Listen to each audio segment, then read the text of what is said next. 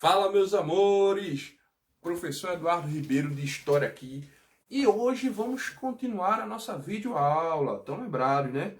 Muito bem. A gente vai continuar a nossa aula sobre Brasil colonial. Isso, é exatamente assim. Vamos continuar a nossa aula, vamos continuar a nossa discussão sobre o Brasil colonial. Para isso, é interessantíssimo a gente relembrar o que falamos nas aulas passadas, né?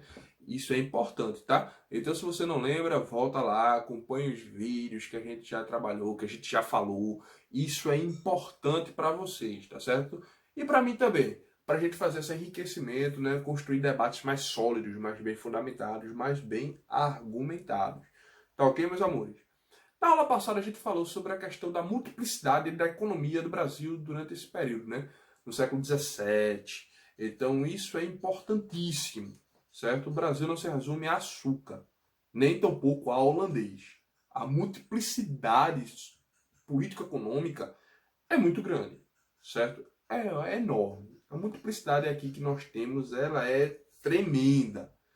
Mas ainda dando continuidade a isso, prometi no vídeo passado a vocês, na aula passada, que falaremos sobre o fim da União Ibérica e como ela é um fator que vai ajudar bastante a pôr fim ao governo holandês, ao período holandês aqui no Nordeste brasileiro, certo? Bom, como é que foi essa questão, né? Essa rusga que se criou aí na União Ibérica? Lá em Portugal, aqui lembra, né, Filipe? O rei Filipe, né? Quando ele assume, ele tinha prometido que não nomearia espanhóis, aliás, perdão, para administração de cargos públicos de confiança em Portugal. Lembra-se disso, né? Porém, como qualquer ser humano mortal que é, ele morre. Os seus descendentes, quando vão assumir o trono da União Ibérica, Portugal e Espanha, começam a nomear espanhóis para cargos chefes dentro da administração pública portuguesa. O que é que acontece, meus amores? Começaram a perceber a elite portuguesa, a aristocracia portuguesa, que pouco a pouco, de fato, Portugal estava perdendo sua identidade, estava perdendo os territórios que tinha conquistado nessa corrida ultramarina que foi enorme. Portugal tinha perdido muito. E se não tomasse uma atitude rápido, de fato, o país Portugal deixaria de existir. Portugal viraria Espanha plenamente. Estavam unidos a tal ponto que praticamente o português ele já estava começando a se perder dentro do território, o espanhol já estava sendo muito utilizado. E as elites portuguesas perceberam que tinham mais a perder do que ganhar. Porque no tratado anterior, no acordo, do jeito que ele foi feito e assinado, lembre-se que a administração dos cargos públicos em Portugal deveria ficar com a elite portuguesa. Então até aí a elite estaria bem. Mas agora que está se nomeando espanhóis para cargos chefes, essa elite não ficaria mais bem. Perderia privilégios.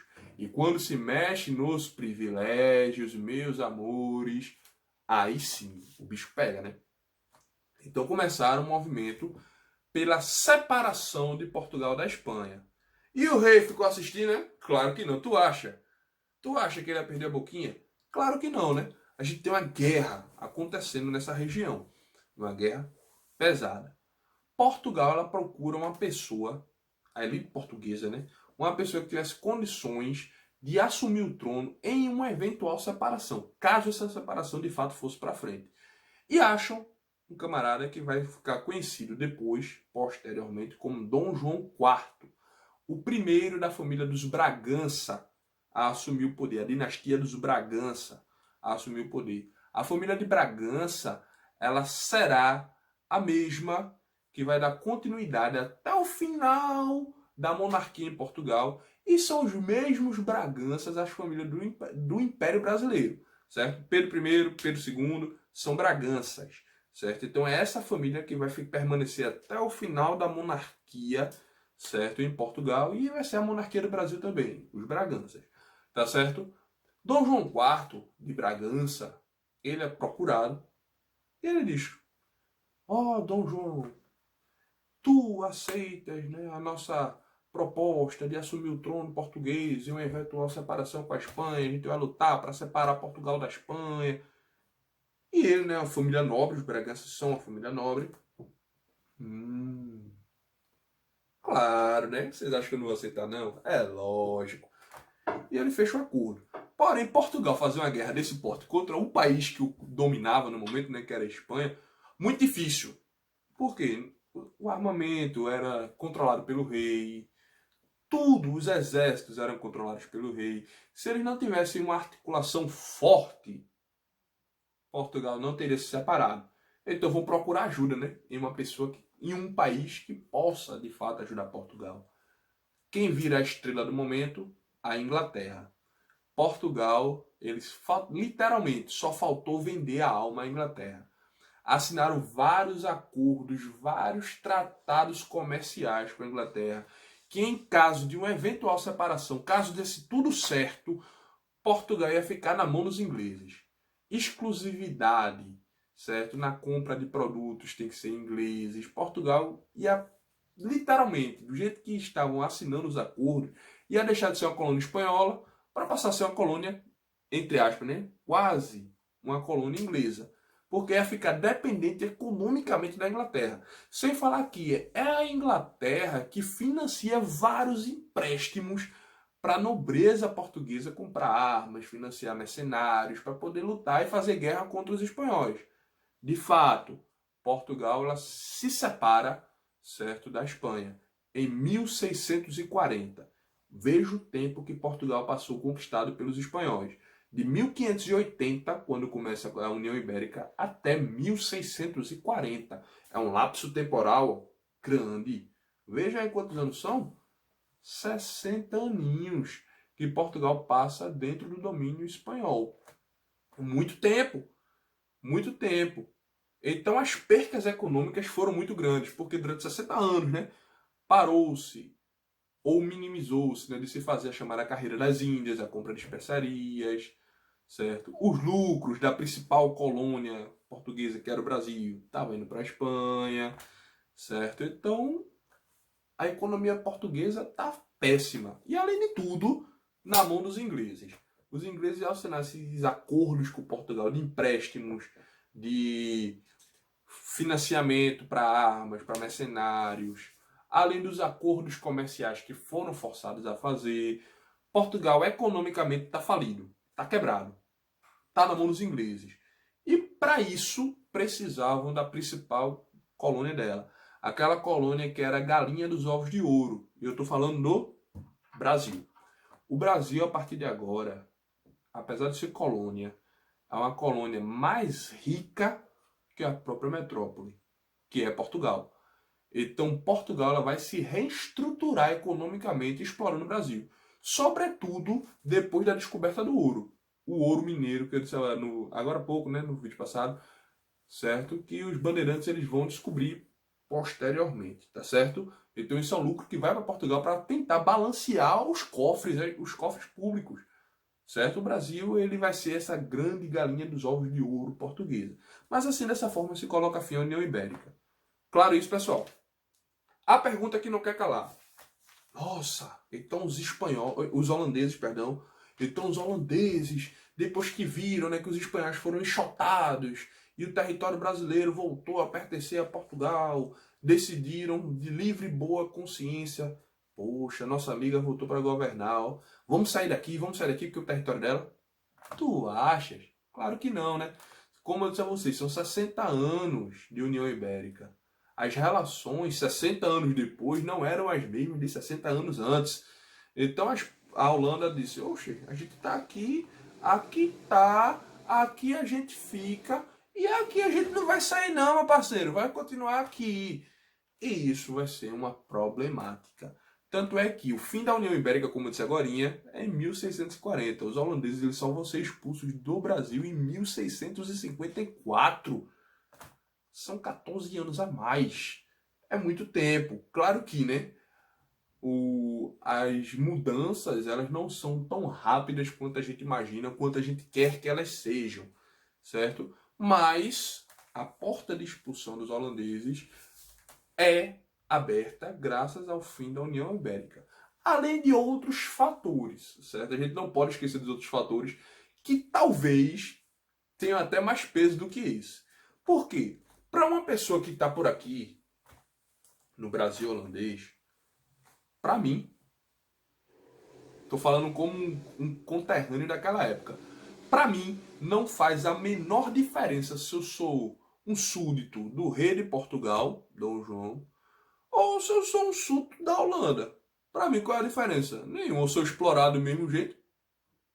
Nenhum que venha para cá, seja ele português, seja ele holandês, nenhum, para mim vai fazer diferença. Então, os próprios cidadãos não faziam muita distinção entre. Enquanto se mantesse as coisas que previamente tinham sido acertadas, tipo tolerância religiosa, né? Isso que fazia com que os judeus ficassem muito aqui, lembram-se disso, né? Enquanto fossem acertados os benefícios, né, de empréstimo, né, de valores, então tudo isso estava tranquilérrimo. Enquanto isso fosse mantido, estabelecido, estava tranquilo, tranquilo, tranquilo, tranquilo. O que é que vai mudar depois? Qual vai ser a grande diferença, a grande jogada, a grande virada de mesa? Nassau ele vai arrumar um problema com a galera da Companhia das Índias Ocidentais, a empresa que administrava essa colonização. Porque a empresa ela queria lucros muito rápidos, lucros muito imediatos, e Nassau dizia que não dava para tirar um lucro tão rápido assim. Nassau ele fez reformulações urbanas muito grandes, emprestou, soltou dinheiro. E a empresa queria o retorno disso muito rápido. Nassau foi o cara que construiu, né, a chamada Primeira Ponte das Américas, que eu disse a vocês, né? Tem até a historinha do boi voador nessa ponte. Não sei se vocês já ouviram falar a história do boi voador. Que as pessoas elas ficavam com medo de atravessar nessa ponte, porque nem, até então, como é a primeira ponte, ninguém nunca tinha visto uma ponte, né? E o Nassau ele disse, olha, no dia da inauguração dessa ponte eu vou fazer um boi voar. Aí tu, oh, claro, né? Mas tem que pagar o ingresso, né? Obviamente. E o pessoal, nossa, sério, que coisa, vamos ver o boi voar. E de fato ele fez o boi voar, né? Ele tirou a pele de um boi, né? Empalhou, fez um estilo de balão e colocou. E a turma, nossa, o homem fez o boi voar. Claro, né? Ele conseguiu fundos através disso. Muito dinheiro. Mas ele não trouxe o retorno imediato que a Companhia das Índias Ocidentais queria. Então, depois de uma série de brigas, Nassau disse, perde o emprego, né? Vamos usar esse termo, essa linguagem. Volta Nassau, acabou sem pra tu, fim da linha.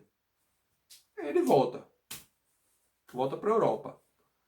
Os próximos administradores que são mandados para cá, quando eles vêm já no objetivo que a Companhia das Índias Ocidentais queria. Resolução de lucro rápido.